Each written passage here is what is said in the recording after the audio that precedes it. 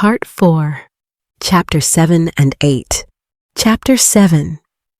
The Change That Never Happened. Since yesterday, Kilan had caught a cold.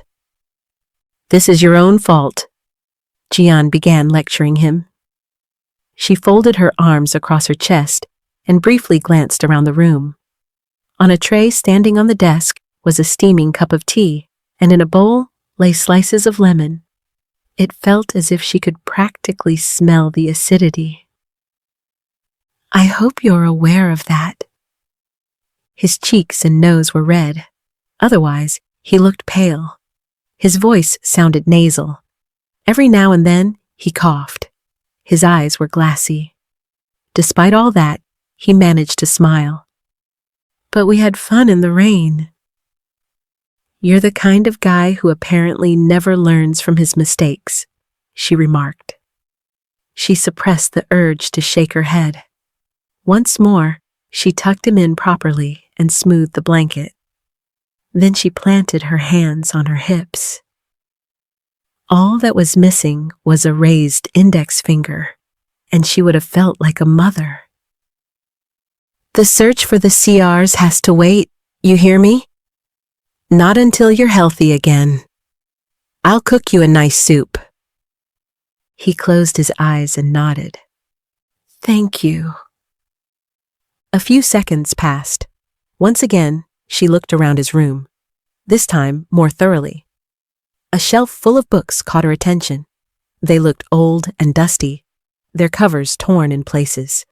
Why did he own such ancient works? She pulled one book out. Although the books had to be at least 100 years old, she could read the writing and understand the content. Why? Had nothing changed since then? Neither technology nor language? It was as if time had stood still ever since the incident with the Slivons. Kilan had fallen asleep. His chest rose and fell steadily. From time to time, his face twitched and he turned in bed, but he slept soundly. For a moment, she wanted to wake him and free him from whatever dream was troubling him. Instead, she left the room and went straight to the kitchen. "What's bothering him? Can I ask him directly about his past?" "I mustn't be too pushy. That much is clear." Checking the cupboards and the fridge, Jiyan found nothing suitable for cooking. The refrigerator was almost completely empty. There was a single cucumber, 3 eggs, and a package of cheese. She had just been about to praise Kilan and Jiyan for their skills as homemakers, only to be disappointed. With a bitter sigh, she closed the fridge door and turned her back to it. Jiyan was standing in the kitchen doorway, arms crossed over his chest, leaning against the frame. How long had he been watching her without her noticing? Her heart hammered in her chest, and for a moment she gasped for air. "We need to go shopping," she mentioned casually, trying to remain calm while meeting his gaze. "A hot soup for sick Kilan wouldn't be a bad idea." "As soon as it's night, I'll go." "Then the stores will be closed." He pushed himself off the doorframe. "Yes, I know. I'll break in." "What?" Without thinking, she took a step back and made a wide gesture. "So you're telling me all of this is stolen? Everything I've eaten here so far was stolen?" Her comment didn't seem to affect him in the slightest. "Neither Kilan nor I earn money. I don't know anything about the Slivon inside me.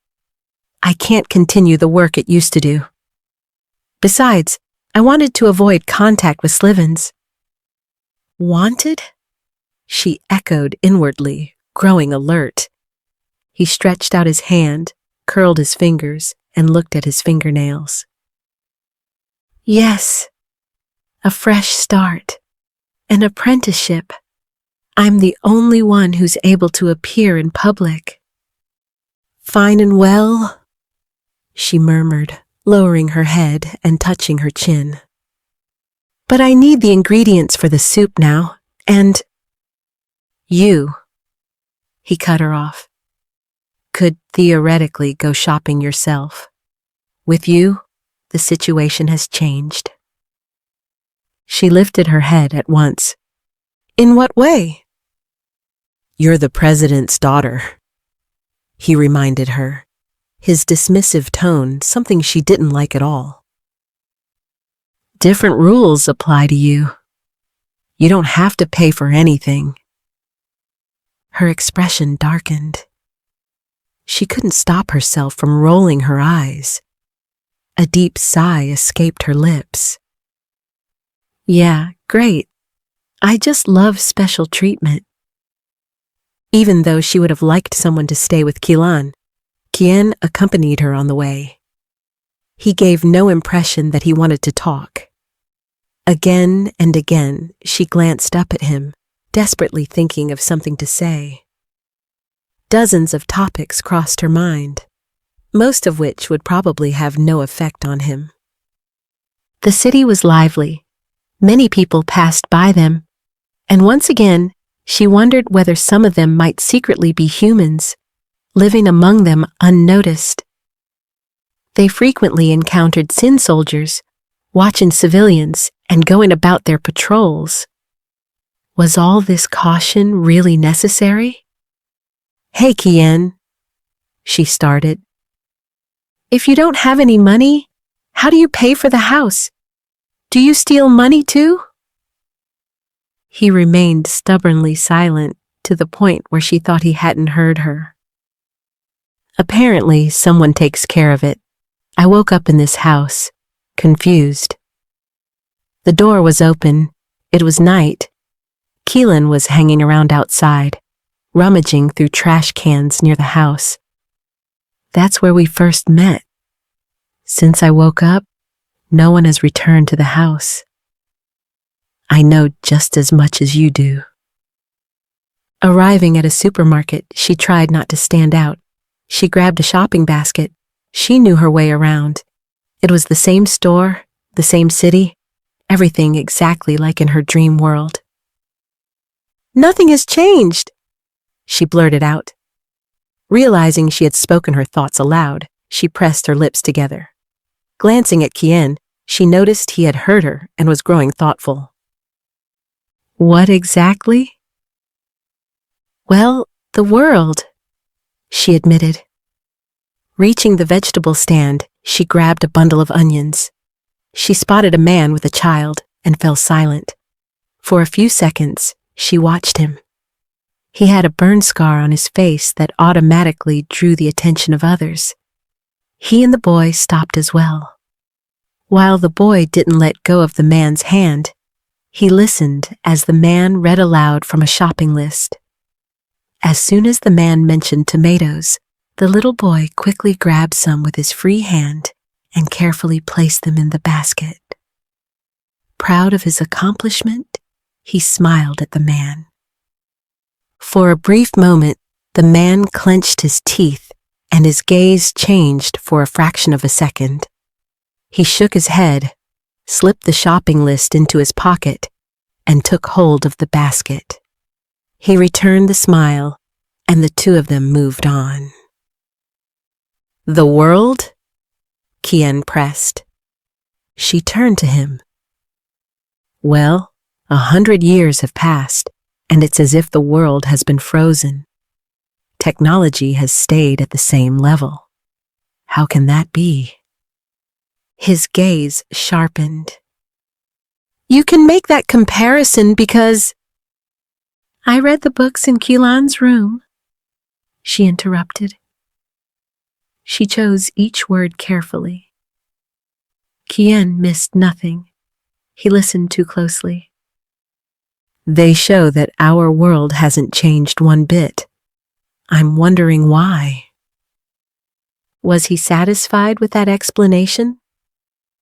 The Slivons, he began, lowering his voice, have been demonstrating for a while now.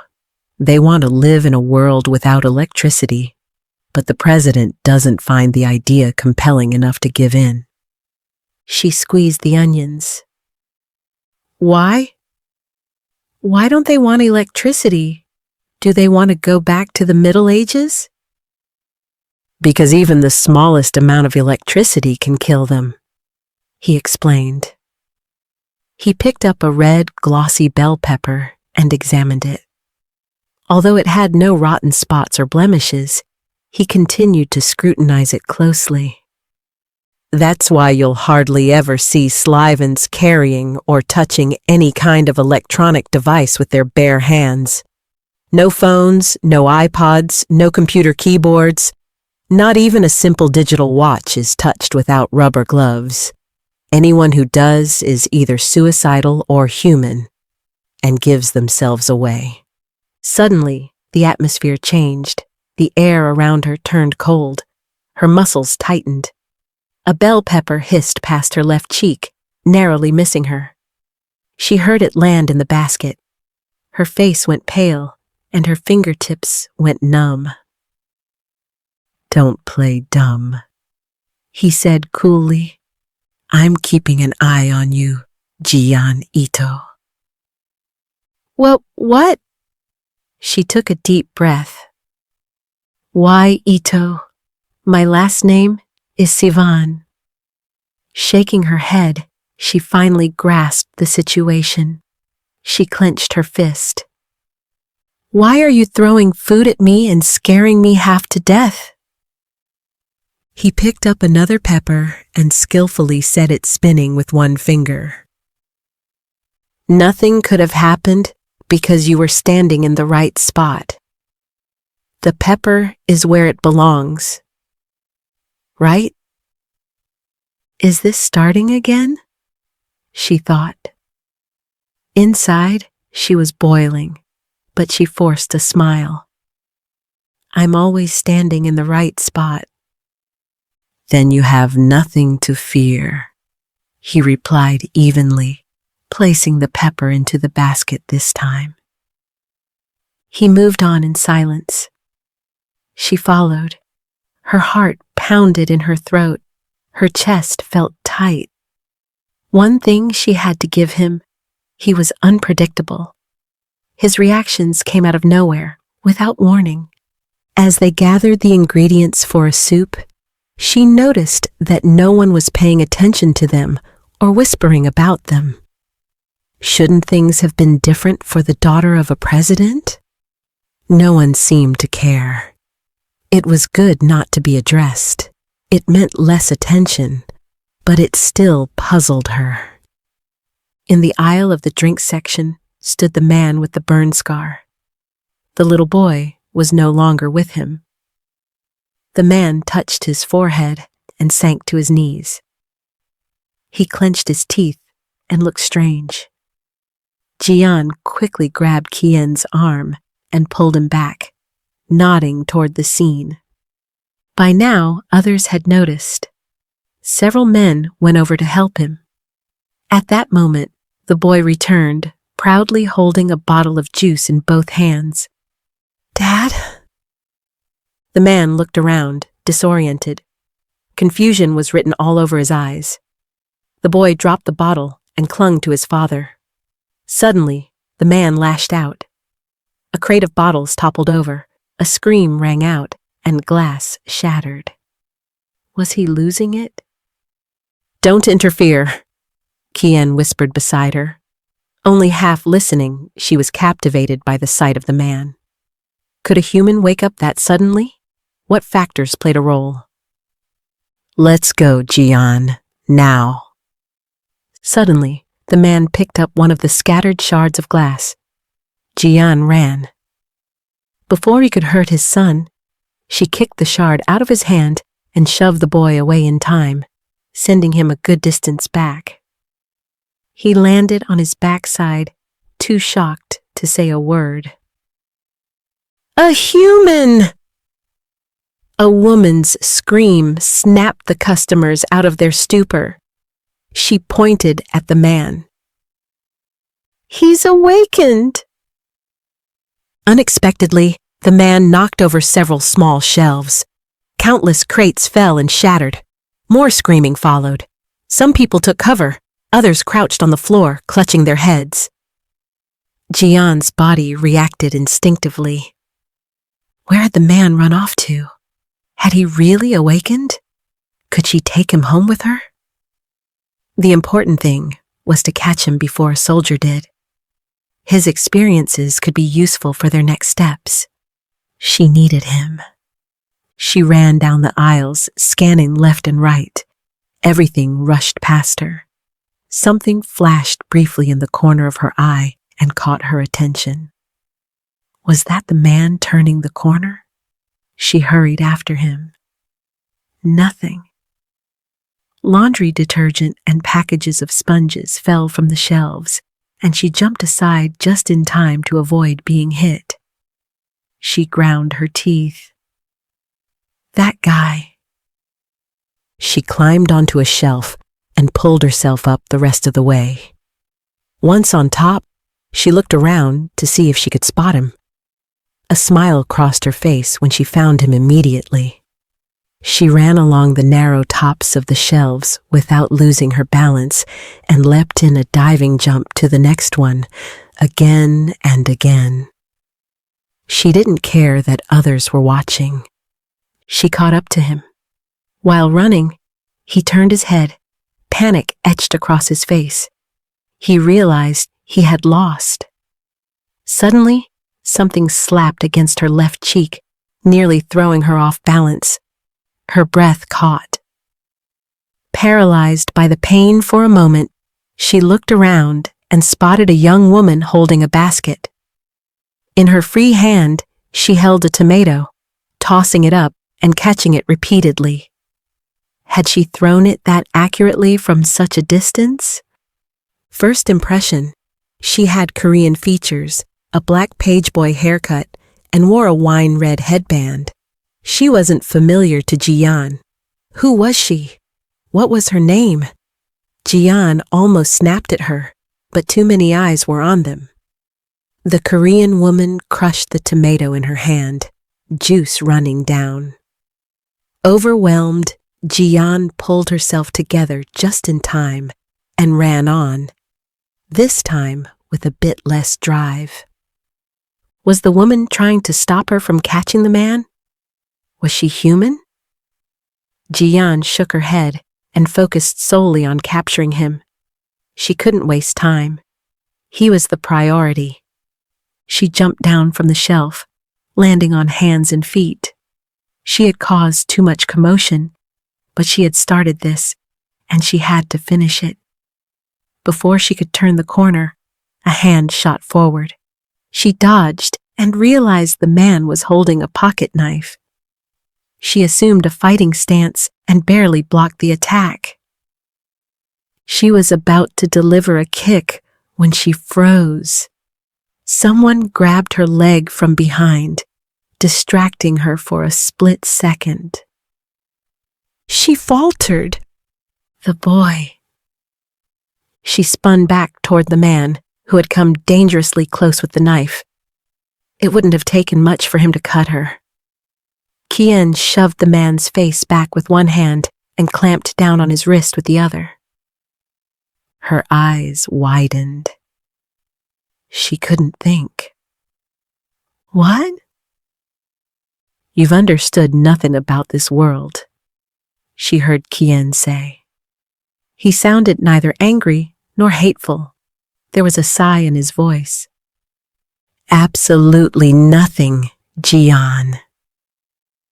In that moment, 2 Sin soldiers and a female soldier ran toward them. One of them, bearing a prominent scar on his right cheek, restrained the man and quickly cuffed him. Let go! The man screamed, completely beside himself. Meanwhile, his son began to cry. The female Sin soldier showed no regard for the tears and took the boy into custody. What's going on? Why am I here? Who are you people? The second Sin soldier, with silver hair, fixed his gaze on Kilan and Jiyan and motioned for them to come closer. Come with us. You're all under arrest." Jiyan went pale and looked up at Kilan. He didn't seem inclined to resist. What was she supposed to do now? This was supposed to be nothing more than a simple shopping trip. Kilan was waiting for them. Why couldn't she have listened to Kilan? Her mind was blank. It wasn't working. The pressure was too much. Her pulse raced. The soldier grabbed Kilan by the shoulder and forced him to move. "Let him go!" she commanded, her mouth acting on its own. "Don't you recognize who I am? I'm Jiyan Slivon." The tin soldiers exchanged glances. No one reacted. Did her name mean nothing? Was she the president's daughter or not? Why was no one listening to her?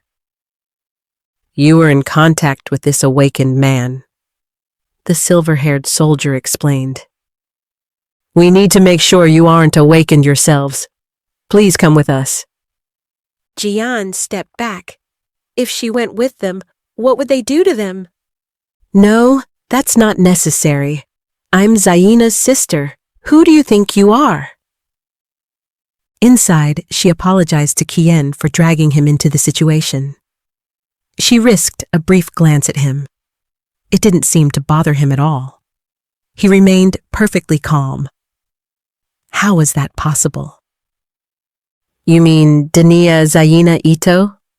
the silver-haired soldier asked. Now they all looked uncertain. Would they back down? They exchanged glances. "That simplifies matters.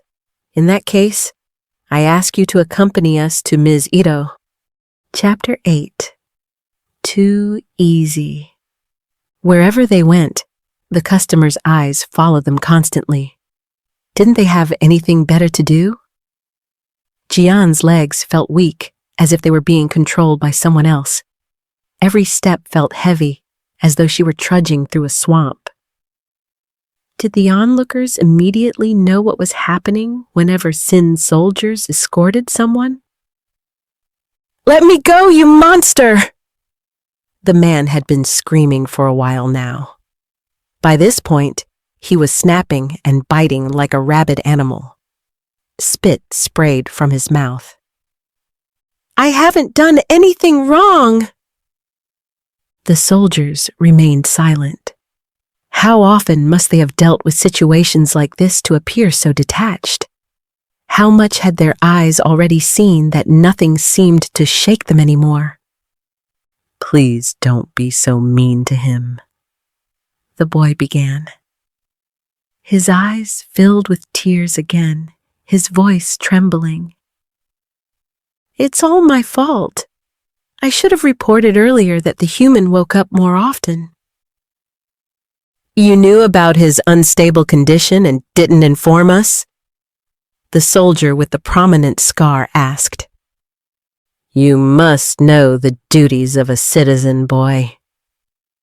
A Slivon protecting a human?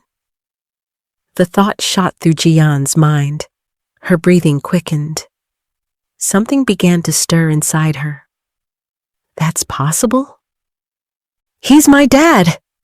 the boy cried as he lowered his head while walking. Tears splashed onto the floor. Did he regret staying silent, or would he do the same again next time? Why can't humans just keep sleeping and dreaming? Why do they hate us so much? We just want to live. As they reached the area near the checkout, the man kicked baskets of different sizes in all directions. One basket hit the soldier's shin, making him lose focus for a moment. Or did he let go on purpose? Seizing the opportunity, the man freed himself and ran toward the exit despite the handcuffs. The customers stepped aside and did nothing without instructions. Strangely, no one panicked, as if situations like this happened frequently. The scarred soldier sighed, raised his weapon, and hesitated. His hand shook violently. He seemed unable to pull the trigger, even though he had initially appeared confident. What did that mean? Damn it, we're in the same class. Valen, you do it. The silver-haired soldier, Valen, reacted. He moved, leaving Kilan and Jiyan alone for the moment. Why do we always run into your class, Upan? You're such a burden. He pulled out the same weapon. Meanwhile, the boy struggled in the soldieress's grip, shaking his head. No, please, don't! A flashlight projectile shot toward the man at high speed. He turned his head. Confronted with the light, his legs gave out. He was hit. A scream of agony escaped him, and he collapsed onto the floor, twitching. Do as I do, Kilan whispered beside her. The sharpness of his voice snapped her out of her paralysis. Kneeling down on his heels, Kilan covered his mouth and eyes with both hands. The customers present followed his example, even the little boy, who could barely control his sobbing. Before Jiyan moved, she saw the Slivon leave the man's body and evaporate. Like a fish on dry land, the man twitched uncontrollably, unable to move at all. Remember this gesture well, Kilan instructed her. It roughly means, we saw nothing, we won't talk about it, and we remain obedient. But our ears heard everything, and we remember the situation. Got it. Several minutes passed. How could a supermarket suddenly become so quiet, despite dozens of people being present? Get up, Valen said. He looked at the boy. I'm sorry. The Slivon probably wouldn't have been able to take over the body again. This body needs a new one. And what if my dad won't be the same anymore? The boy asked, clenching his teeth. His eyebrows drawn together, he looked up. There's an 80% probability that the new Slivon will take over the memory cells of the previous one, Valen explained, placing a hand on the boy's head. In a few days, you'll almost certainly have him back. The answer didn't satisfy the boy. Suddenly, he rammed the back of his head into the soldieress's face. Overwhelmed by the impact, she released him and touched her face. The boy ran toward the man. Dad! Before he could reach him, Upan raised his weapon. Hey, wait! Valen called out, trying to calm him, but his colleague fired mercilessly. This time, the flashlight projectile was far more intense and powerful. Had he increased the weapon's output? Even though the boy fell to the ground and stopped moving, the weapon's discharge didn't cease. A whimper escaped Jiyan's throat. She couldn't stop it, even as she covered her mouth with her hand. Keep it together, Jiyan, she heard Kilan say. How was she supposed to do that when someone was dying right in front of her eyes? In her thoughts, she cursed the soldiers, especially Upan, who had entered her field of vision. A turbulent feeling rose inside her, sharp and restless. It wouldn't have taken much for her to lose control, to act on that sudden surge of anger. But what would set her apart from them if she chose violence herself? There would be no difference. She would be just like everyone else. Within moments, the boy's body burned away. His scream echoed through the supermarket and cut her to the bone. The man, still unable to move, stared in horror. The smell of burned flesh triggered a gag reflex. Upan, was that really necessary? Valen shouted, shaking his head. Upan strode over to the man and yanked him up by the hair. The boy was infected with human thoughts. This one here is to blame. Because of him, the boy's body was no longer usable. That would have been a waste of Slivon's. He turned to his colleagues.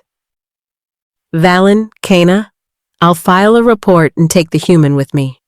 You take care of the other two. Stopping in front of a large building, Jiyan took in the view. From the soldiers' conversations, she had learned that this building was the economic center. In a strange way, she felt as though she had arrived home. The building was vast, shaped like a half-dome, and consisted mostly of glass. Inside, numerous spiral staircases could be seen, leading into different rooms. Move on, Valen ordered. Walking through the corridors and absorbing everything around her, Jiyan lost her sense of direction.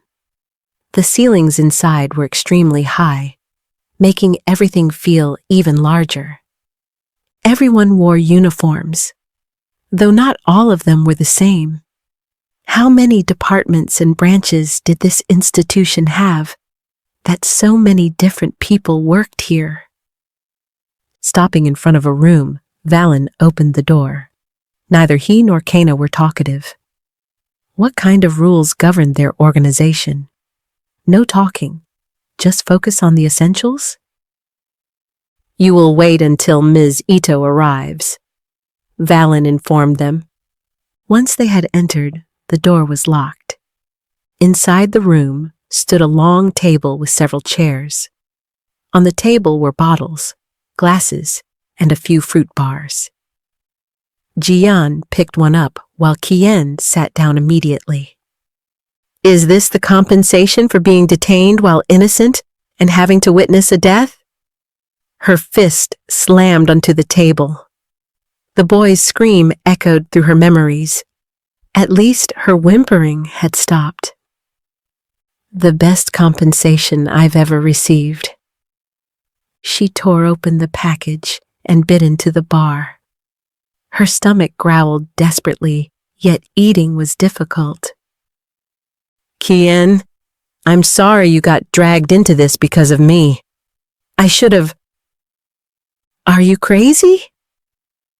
Kilan rested his chin on both hands and smiled. A smile she had often seen from her brother in the dream world, one that had calmed her in any situation. This is the best thing that could have happened to me. I finally get to meet the enchanting Ms. Ito. Opportunities like this don't come often. Jiyan sat down across from him. The bar almost got stuck in her throat. She raised her eyebrows. What? Since when? Everyone wants to meet her, and I'm the lucky one, he interrupted. For a split second, his gaze shot upward. Then he looked at her again, dreamy and starry-eyed. I'm glad we have such competent soldiers who got the situation under control so quickly. They have eyes and ears everywhere and are immediately on site. I love the Sins. You really do feel safe and protected. What is he talking about? She wondered, confused. It was as if a second personality sat across from her. Had the Slivon awakened? No, it was something else. Looking up, Jiyan noticed cameras distributed throughout the room. I see. That's what he was trying to point out. Yes, they're simply wonderful, Jiyan said, forcing a stiff smile. She tried to sound authentic. How long do you think we'll have to wait? When will Ms. Ito arrive? Kilan laughed as if she'd made a joke. Why are you being so formal? Now you're acting as if you don't know your own sister. You're lucky to have such an enchanting sister. You can see her whenever you want. The people have to make do with brief appearances. Such a shame. Well, you know me too well. I thought a joke might make the time pass faster, she replied, her laughter sounding unnatural. She tensed up. Right, she's my sister. I don't need to be as excited as he is. She understood his subtle warning and was grateful that he was the better actor. Are you jealous? He pouted and bounced his legs under the table so convincingly that anyone would think he was nervous. A little, but we're friends, aren't we? It's almost as if I'm friends with Ms. Ito as well. It won't be long until I meet her in person. At least this incident had something good about it. So very much, she replied bitterly, rolling her eyes. Realizing where she was, she injected cheer into her voice. At least it was worth it for you. She grew thoughtful. When she comes, am I allowed to be myself? Or is it still too early? But what is the true self? The self that doesn't put me in danger? How would I react in this situation if I were truly living? She lost all sense of time in that room. It became clear to her that they were being made to wait deliberately. With the cameras, they surely needed enough material before any confrontation. Kilan returned to her thoughts again and again. Was he awake, or was he waiting impatiently for her? What might he be thinking about her absence? Was he considering leaving the house to look for her? Stay there. We'll come home. For sure. At some point, the door began to creak. Her scalp tingled. Her fingertips turned cold and numb. In the doorway stood a woman in a doctor's coat, flanked by Valen and Kana. She had black, almond-shaped eyes. Her black hair reached her chin in the front, while the back fell over her shoulder. She was petite, small, and quite pale. Dania. Her mouth acted on its own. Nothing about Zaina resembled her, and yet she felt it. This was her sister. Jiyan crossed her arms over her chest. You kept us waiting for quite a while. Her soft lips curved into a smile. What did you do this time, Daru? Don't call me that, Jiyan hissed. She stepped inside. The same goes for you. Then she turned to the soldiers. This is undoubtedly my little sister and not a human. No one calls me by my first name. But thank you. Zaina ended the conversation with the soldiers, who looked overwhelmed by the situation. Well then, Jiyan? She spread her arms. Jiyan stood up. At first, she walked slowly, unsure whether she should approach. The last stretch, she threw herself into her arms. What was she doing? She had no control over herself. Was this still part of her will? Why were you suddenly gone? You usually don't like going out. Zaina returned the hug. You're not wearing your uniform. How are Slivons supposed to recognize you? Why did it feel so good to be held by her? It felt like coming home, as if she had never been gone. Did a sister's embrace always feel this warm and safe? Regaining her composure, she pulled away and turned to Kilan, who was still sitting, hands in his pockets. And who is this? Zaina asked with interest. Her small, gentle hands gripped Jiyan's shoulders, making Jiyan look at her again. Are you working? You shouldn't overexert yourself, okay? Without waiting for an answer, she examined Kilan and lifted the corners of her mouth into a smile. Your face seems familiar. Weren't you around Jiyan quite often in the past? Kilan stood up and returned the smile. That you even remember me is a great honor, Ms. Ito. My name is Kilan. Unfortunately, we got caught up in an incident while shopping and need your confirmation that we're not human. He bowed. Isn't that a bit much? Jiyan thought, suppressing a sigh. But she had to give him one thing. He kept playing his role flawlessly. I'm sorry your time was taken like this. Zaina apologized immediately, bowing slightly. Then she turned to the soldiers. This young man is not a human. I know my sister, and Jiyan will know him well. Send him generous compensation, all right? She smiled. The soldiers looked at one another. But, Valen began. I asked, all right? Her smile widened. The soldiers dropped to their knees. Yes! When Jiyan had first heard Zaina's name, she had imagined her personality very differently. In her mind, she was the powerful president's daughter, cruel and ruthless accordingly. But the woman standing before her was gentle and seemed harmless. That means I can risk it. I have a question. She might not get another chance like this.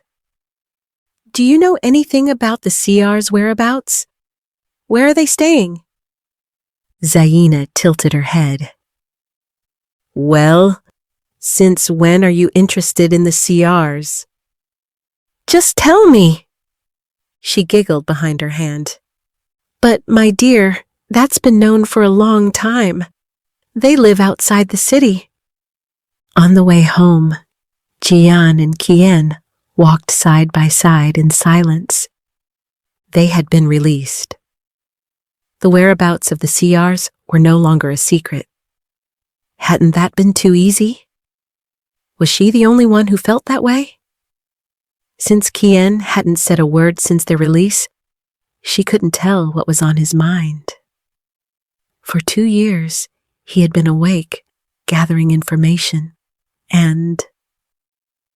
She stopped. Noticing this, Kilan hesitantly turned halfway toward her. That was too easy. If it's supposedly been known for a long time that the CRs live outside the city, why did it take you so long to find out anything? Could it be that... She looked him in the eyes. He looked away and clenched his fist. Did he sense what she was about to say? You never seriously tried to gather information. You deliberately kept Kilan in the dark.